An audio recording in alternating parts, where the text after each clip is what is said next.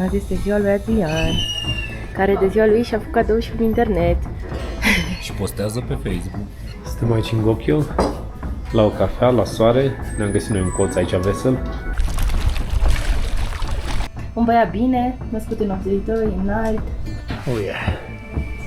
Uitați-vă și voi, oamenii ăștia au pus toate stegulețele pe aici, din toate țările. Au venit șervețelele, hai să ne ștergem. Ia să vedem. Spre Renjo Pass. Periculoasă zăpada asta.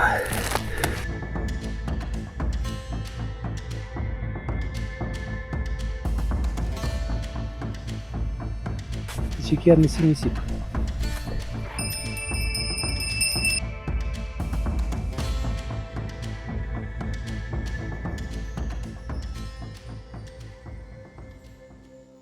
Bună dimineața!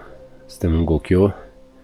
Vreau să vă arăt un pic cum arată geamurile astea înghețate și cum se vede afară, dar nu pot încă să deschid geamul. Am observat că au pus aici un scoci ca să nu intre aerul rece prin găurile astea. Ia să vedem dacă se vede pe aici afară. Ce fain e! Wow! Am ajuns și noi pe la 8 la micul dejun, dar ne-a fost cam foame și am mâncat ce ne-au adus. Ne-au adus o supă de legume pentru mine, pentru că îl simt un pic răcită, și pentru Adrian 2 fierte a comandat. Iar acum ne-am luat un hotpot de cafea, încă nu prea am băut cafea decât a noastră și ne era dor de cafea, și ne-am luat noi o plăcintă cu mere. Plăcinta asta cu mere costă 600 de rupii, deci 6 ori 3, 18 și cu 21 de lei. Dar ne era poftă și cu hotpotul ăsta care a fost 700, cred. Un pic mai ieftin ca mai sus. Iar pe masa noastră e dezastru. Că ne-am luat și probiotice, vitamine, săruri. Încă mai avem vitamine astea efervescente. O să luăm și din acestea să ne punem un pic pe picioare, răceala. Între timp ne-am luat și net, 1000 de rupii aici, Adrian și-a luat net, și-a luat și mai sus odată. În rest, nu cred că am plătit pe alte servicii până acum suplimentare, nimic. Și vreau să vă zic că astăzi am făcut și foc în sala de mese de dimineață. Am mai pățit-o noi, dar nu mai știu unde. Ieri n-am făcut, deci ieri unde am fost ieri? Ieri n-a fost foarte frig dimineața în Dragnac. Nu am făcut, dar aici am făcut un pic și se simte căldura. Și nu știu dacă vedeți, dar intră soarele pe ferestrele astea. Iar în față avem lacul. Și am uitat să vă menționez motivul pentru care am luat această prăjitură. Azi este ziua lui Adrian, care de ziua lui și-a făcut cadou și pe internet. Și postează pe Facebook. Și postează pe Facebook. Face niște postări. Mă pregătesc și o postare a mea, care e un pic diferită de a lui Adrian. Dar eu încă n-am terminat de scris, că nu am avut timp. E ora 10, am băut cafeaua. De fapt, ne-am luat o cafeluță în cameră. Și ia uitați, ne-am pus din nou în pat, în sacii de dormit și cu plăpumioarele. Și uitați-vă ce viu avem pe geam, chiar din patul nostru. Păi cum să mai pleci de aici? Bate tare mult afară. Da, ce bine că suntem înăuntru. Și de oamenii lucrează ceva pe casă acolo. Doamne, ce fain. Deci aici stau o lună. Nu știu, doar în patul ăsta, nu m-aș plictisi. Ce zice Adrian? Da. Ce norocos ești de ziua ta să fii la Gokyo. Da. Azi e ziua lui Adrian. Cred că v-am mai menționat asta. La mulți ani, Adrian. Mulțumesc. Un băiat bine, născut în 82, înalt, puternic. Memoria. Da, și poate o să ieșim puțin la plimbare. Eu am fost de neșe și am venit în pat cu cafeaua, să mă răsfăț. Ce face Adrian acolo? Aoleu, lasă-mă că... Ai înghețat? Mama frigul. Da, la noi vine căldura la ora 2. Da. Unde să, cred că o să S-au ieșim mutat soarele pe partea asta, mai pe partea altă. să ieșim la plimbare și după aia o să dăm drumul la spălatul rufelor. Doar sub braț, nu? Da, minimul necesar. Da, încă 3 zile, că pe urmă ajungem în civilizație. Da, avem și duș cald aici, costă 1000 de rupii, dar nu m-am îndurat, 35 de lei. Așa că seară m-am spălat cu apă rece pe cap. Asta nu mai spuneți la nimeni, mai ales mama să nu știe. Și m-am spălat, mă rog, prin părțile esențiale, cu apă rece. Deci dușul rece la mine. Eu mă spăl de care mi-era dor. umede. Suntem aici în Gokyo, La o cafea, la soare, ne-am găsit noi un colț aici vesel. Ia zi, Iuli.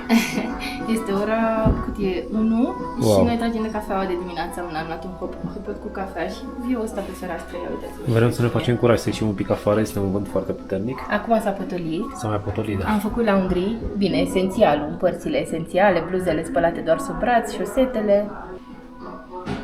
Da, și asta este sala de mese, unde e împărțită în 3.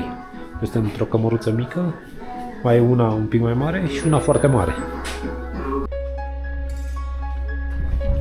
În casă. Da, am ieșit și noi un pic să ne plimbăm pe lângă lac, deși cam bate vântul. E frig.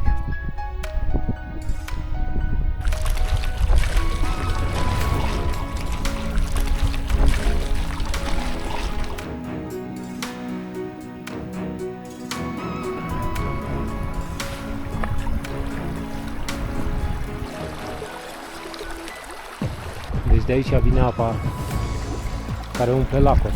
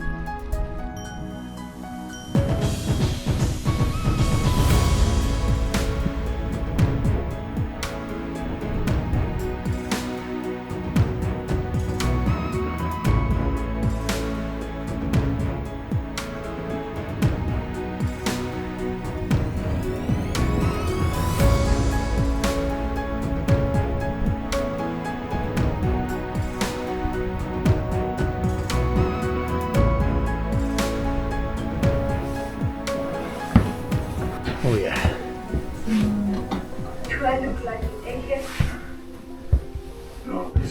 Hai, că nu este așa scumpe. Sunt mai ieftine decât sus. Același lucru, vezi, dacă îl faci, dar am 600. Nu mă joale, arată bine. Am ajuns aici, într-un foarte fain și ne luăm un Marble Chocolate Bread la 600 de lei. Wow, au și cărți! Wow, nu mai plec de aici.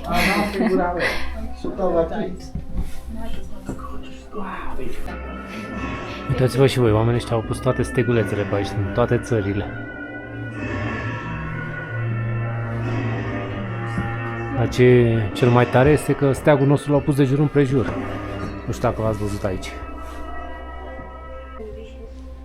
Găsești aici cărți cu de toate.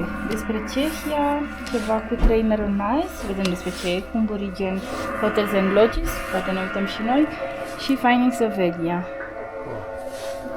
Și au foarte multe cărți. Nu mai Am zis plec că de ne-am aici. cumpărat un marble bread. Cu 600. Ori Să vedem cum o fi. 5, Îl tăiem acum și vedem cum e. E ziua lui Adrian, ne răsfățăm azi.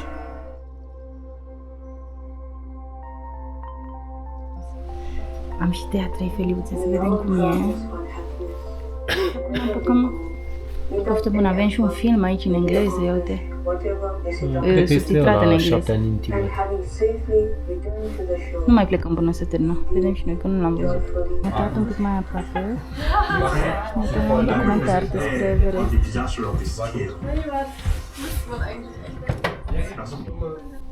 Și am ieșit de aici, de la bakery, dar nu știu cum se numește. Chiar n-am reținut cum se numește, să ne uităm și o să revenim cu numele. Și fix când ieși, dai de iaci. Și de imaginea asta, wow! Și a venit și umbra. Doamne, cât e de frumos! Și Adrian mă așteaptă undeva în jos acolo. Nu știu unde s-a dus. Ah. Ai găsit cum se numește? Dar cum se numește? Gokyo Bakery Cafe. Super! Ia uitați ce imagine! Doamne, ce frumos e! Uitați și căței aici sus. Și acolo e plin de iaci. Ia uitați cum fac. Ca niște purceluși fac. Și aici am rămas noi la Gokyo Namaste Lodge, în restaurant. Am fost abordați pe stradă. Da, super faină cazarea. Hai să vedem. Aici e sala de mese. Și de cred că e sus.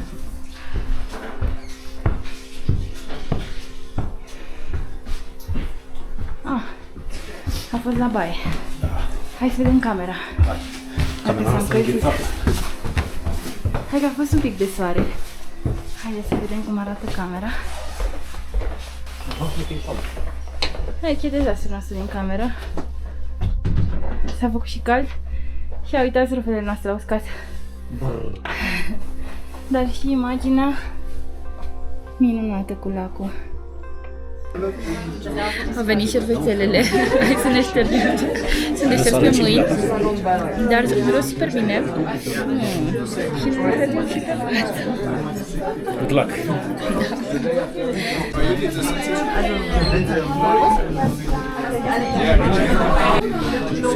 Să nu bagi mâine. Fried potatoes. A venit și comanda noastră.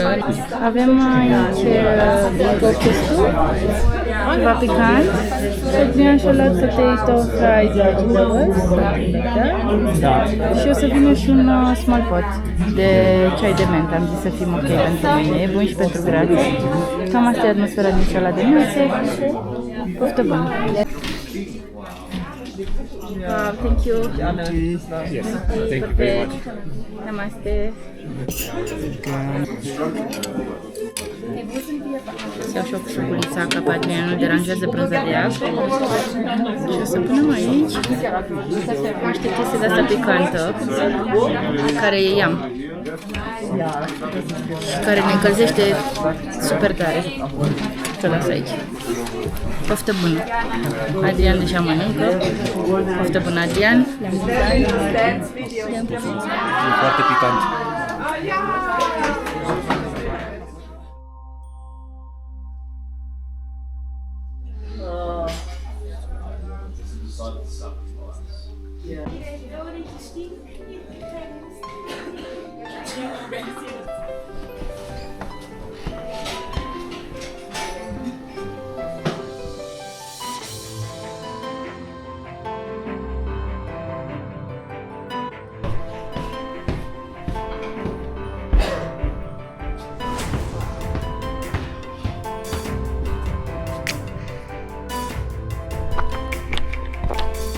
Gata, plecăm din Gokyo. Acolo este cazarea noastră. Asta e Gokyo Lodge. Wow! Cineva s-a trezit nervos.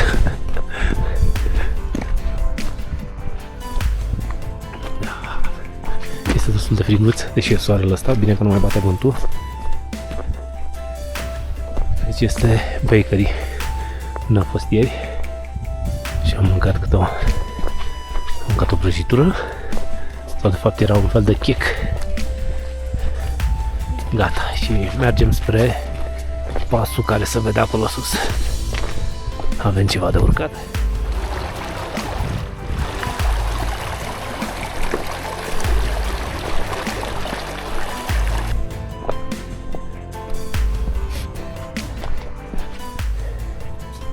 Ia să vedem. Spre Renjo Pass. Incredibil lacul ăsta. Ce culoare poate să aibă.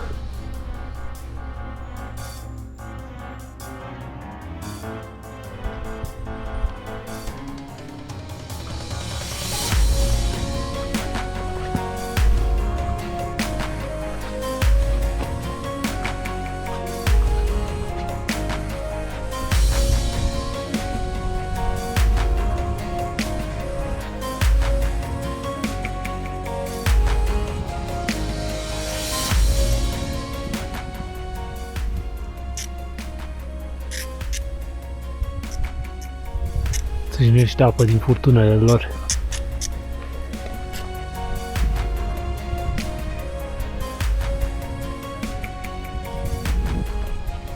mare lac ăsta aici. Mergem de vreo jumătate de oră pe lângă el și nu se mai termină. Nu e urcare abruptă, dar se simte lipsa de oxigen. Am început să vadă vârfurile înalte după culmea. Am trecut și noi de lac și mergem mai departe spre Trecătoare.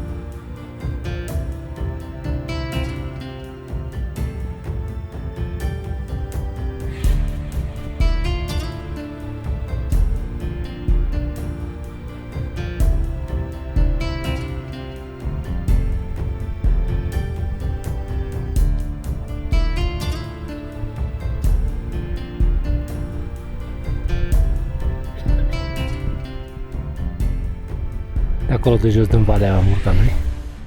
Acum am trecut de 5.000 de metri. A fost aici o urcare foarte abruptă. Și acum trebuie să vedem pe unde e traseul în continuare. Cred că m-am dat o iulica pe aici.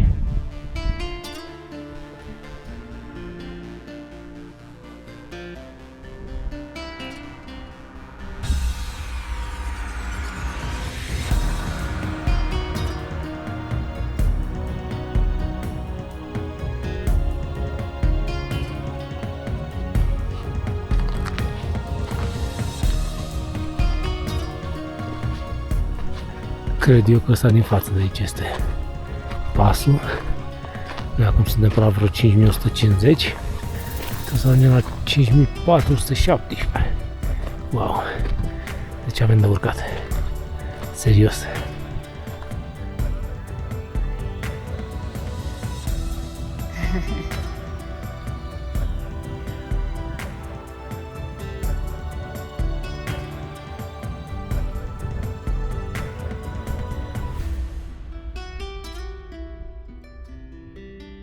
De aici, din partea asta am urcat noi și mergem spre Trecătoare.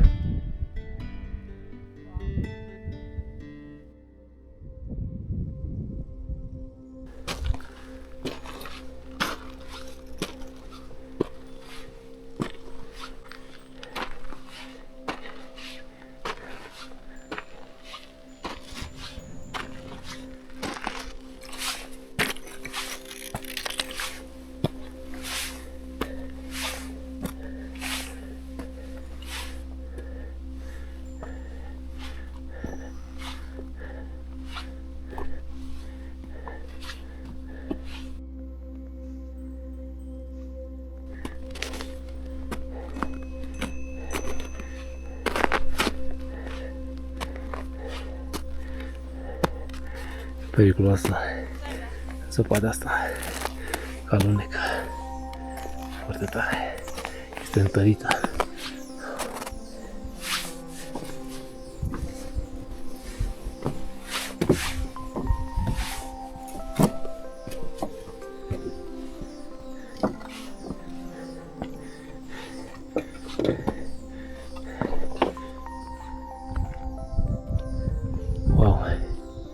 De acolo din Gokyo venim noi. Și mai avem un pic un pas. Am urcat 700 de metri. Diferență de nivel. Și ultima porțiune aici este cea mai abruptă.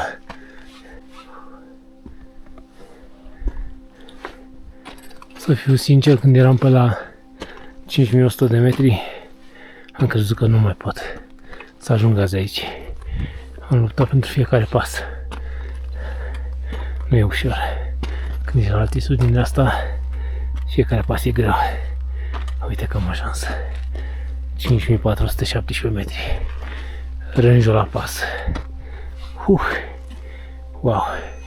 Și ce bine mă simt că am reușit. Vine și Iulica, mai în spate face poze.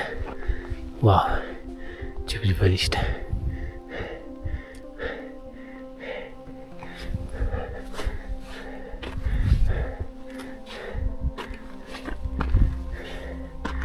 Și aici se vede valea în care o să coborâm noi. O să coborâm peste 1000 de metri diferență de nivel. Wow!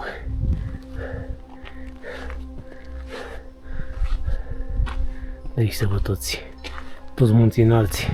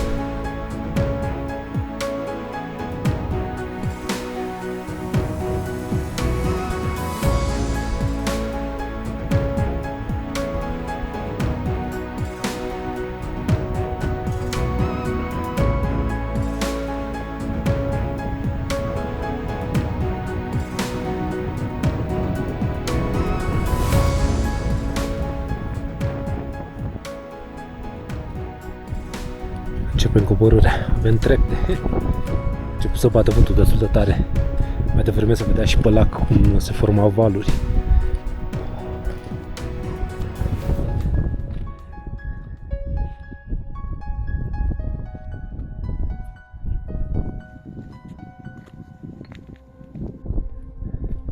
Uitați-vă și voi câte scări au făcut oamenii ăștia aici. Deci tot coborâm de acolo de sus din pas, tot mergem pe scări. Și să văd mai jos, iarăși, scări. În continuare. Câtă muncă a fost aici să construiască scările astea din piatră. Incredibil.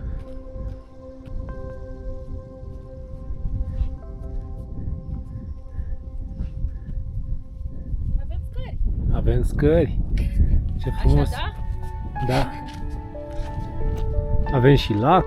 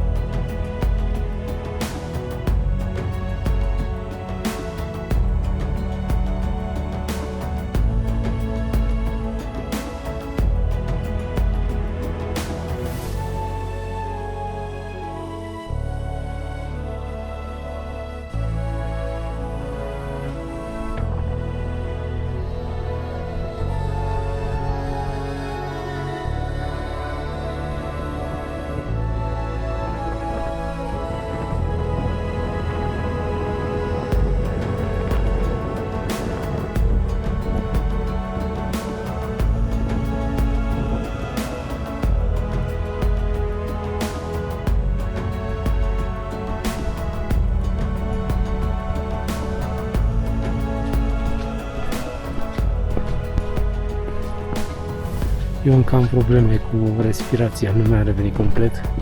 Obosesc foarte repede, deși am trecut sub 5000 de metri.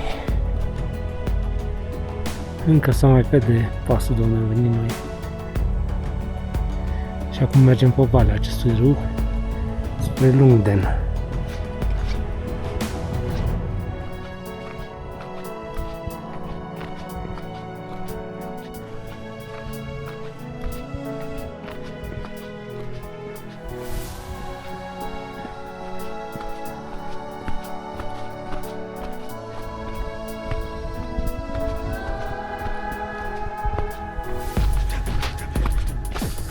Aici avem și un punct din ăsta de odihnă.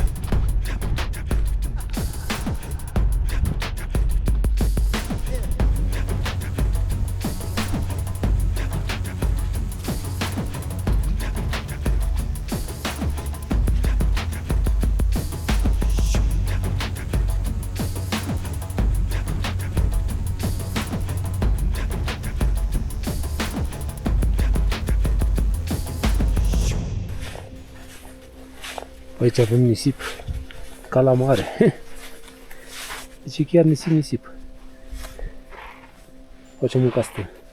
Dacă nu ne-am grăbit, să ajungem și noi la cazare în Lungden.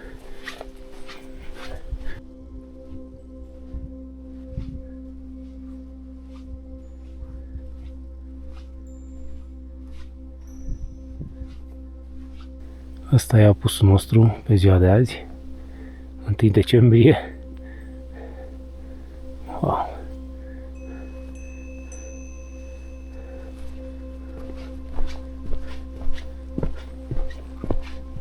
Sper de aici din culmea asta să vadă satul unde trebuie să mergem noi. Tot coborâm de foarte mult timp. Cine face în sensul ăsta pasul e mult mai greu. Are mult mai mult de urcat. Aha, se vede aici. Cred că ăsta e satul Lungden, unde trebuie să coborâm noi. Începe din nou să bată un pic vântul. Iar acolo, da, este satul. Să vedem ce cazare găsim. Aici nu știu dacă se aude, dar pe sub noi trecem un râu. Ce interesant.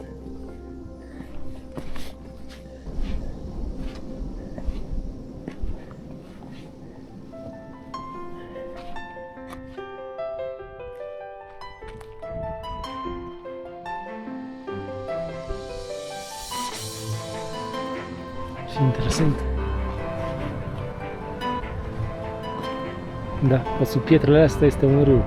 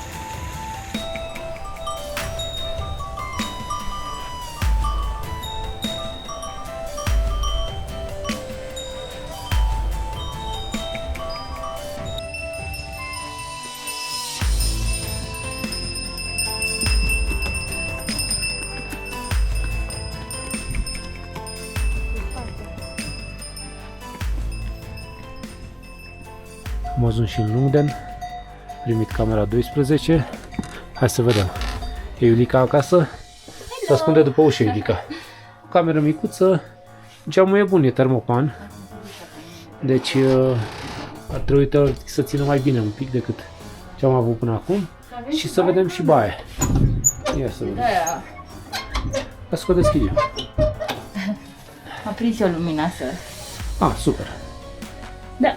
E tot ce ne trebuie. Nu știu dacă folosit, probabil o folosim pe aia din sala de mese. Da. Asta e cazarea noastră din Lungden.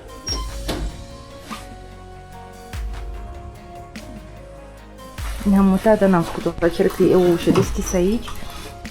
A venit șerpasul și de-al batul Adrian. Mamă, câte legume are, super tare. Da. Cred că o să vreau și eu. Și un hot pot cu ginger, cel mai bun de până acum.